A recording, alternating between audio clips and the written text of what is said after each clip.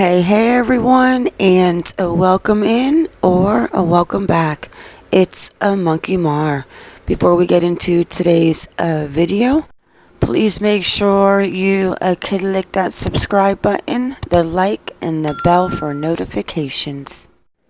So after doing yesterday's video on the West Boys part 13, I actually had some more things that I wanted to talk about, but because that video went into almost 30 minutes and I didn't want to split it, I decided to do a part 13.5.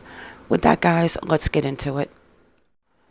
The first thing I want to discuss and what I noticed on Orrin's face is a scar underneath his left eye.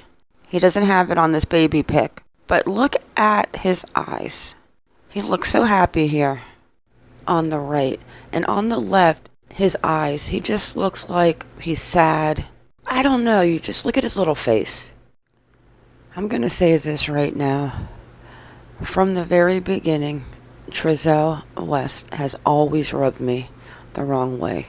There is something about him that just screams he's a POS. So I just kind of wanted to go back into a few of the pictures and see if we could find that little scar on his little face. He is so cute. My gosh, where are these poor little boys? And you know, I don't see it. I don't see it in this one on the right. I don't see it on the left. I mean, I really couldn't tell there because, like, the problem with these poor boys is the pictures are... So this is probably the same day because there's that little scar. I don't see it. He is so cute. Alright guys, so let's get into another part that I want to discuss with all of these rumors out there flying around. But remember, everything I say and talk about in this video is my opinion. I was going back and looking at Jacqueline, mother figure. Regardless what this woman is, she's in her life. She's in all of their lives. This Sherry Lynn McCauley, Flores, Vasquez, Medina, this woman is shady. I don't care what anyone says, she's shady. I was looking to find out, like I said in my last video, where she was living around the time that Jacqueline was born. But then I stumbled across this judgment against her. Sherry Vasquez, liability $2,018. The creditor, Employee Department, California. And then she's got one for a jewelry store. State of California is the creditor here. State of California Employment Development Department. So I was like, what is that? Let's go have a look. California Government Employee Development Department, State of California. What this is, I do not know. I'm going to attach the link below, but it does look like benefits or unemployment insurance, respond to state disability insurance claims, payroll tax, e-service, employer service options. There's a lot of stuff here. But why would the state of California a liability claim, a judgment against Sherry Vasquez, aka Sherry McCauley, aka Sherry Medina, aka Sherry Flores? The woman has over 32 addresses. It's ridiculous, this woman. She is sketchy. There's something about her that's sketchy. But unfortunately, in my opinion, I do not think that the adoption fraud that is probably going on with workers inside the building putting kids in the homes they want to, I totally agree with that. But does this have anything to do with the boys going missing? In my opinion, I don't think so. I think Trezell snapped and he did something to those boys. It's all going to come to light. it will all come to light. Another weird thing I noticed, and I'm only going to show you one, I'm sure plenty of you have been snooping, but Sherry Lynn Vasquez has an eviction, 1995, date reported in 96, so, but Jamal has an eviction. I think the West parents also have an eviction. Jamal. Yeah, there's something going on with her moving a lot in her, I don't know what she's doing, but Sherry Lynn McCullough is definitely up to something, but I do not think it's connected to the boys gone missing. I think Trezell and Jacqueline know what happened. I think the police know more than we do. I do not believe they were trafficked. I do not believe they were kidnapped. I do not believe they were sold. And I do not believe the Freemasons, not that I know any, or have any friends of a Freemason, but nah. I think people are overlooking and want to look more into what it really is. I have received a lot of emails, a few comments, people asking what are my thoughts on the Freemasons and the connection maybe to child trafficking.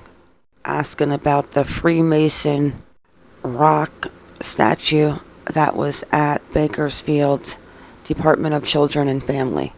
And some people are thinking that Freemasons have something to do with child trafficking and so forth. Me personally, I don't believe so. So then I started to look into Masons of California and see what their charities were and who supports them and donates to them. So I started looking through the web pages of the Masons of California and what they do. I'm not going to read all of it, but keeping communities strong. I mean, they have a lot of Masons for mitts. Each baseball season, team and lodges face off in friendly competition. Over the past 7 years, the Masons of California have provided more than $500,000 in gifts to support under-resourced youth. They have scholarships, financial aid. I'm going to attach this link. And then they're really big into public education. So I'm going to think that the reason why that Mason stone is outside of a Bakersfield Department of Family and Children is because somehow they sponsor each other. So, guys, the phone number is here. If you guys want to call them, here's the number. 415-776-7000 and ask them why a support stone for the Freemasons is there. I think people are looking too much into this because I think something probably happened to one of the boys, and from the pictures of the sadness in the eyes to me and the little scar on his face, it looks like Orrin. Not to mention the fracture on his bottom left leg or right leg, I'm not sure which leg. But yeah, and then right here, this picture right here, to me, it says it all. This picture speaks volumes. Look at his little face. He looks scared. And then you've got Trezell over here, smiling away. He just creeps me out. Look at his little, something about Trezell does not sit well with me. But I knew something was wrong with the APs on that interview. You cannot make their body language up. And Chris on the interview room had that guest on, like I said earlier, that did the speech analyzing of what they're talking about. And he was on point as far as I'm concerned. But guys, at the end of the day, we are all allowed to have different opinions. That's what makes the world go round and round, is the fact that you can agree to disagree. Nobody has to hate each other and say nasty things. But my opinion, and this is the last time I'm probably going to say it. Something happened. The APs know. As far as the DCF and running scams, they might be putting kids into homes that they want to, friends, relatives, something like that. But do I think the DCF is selling children to sex trafficked and organs? And no, absolutely not. I also do not think the Freemasons have any involvement with what's going on with the West Boys. But guys, I want to hear your comments and your opinions. Everyone is allowed to beg to differ. It's okay, and it's actually healthy as long as people don't get mad over other people's opinions. But those are my thoughts. But with that, it is a wrap. I want to thank you all for coming in. Thank you for watching. Please like or dislike, whichever you prefer, and subscribe.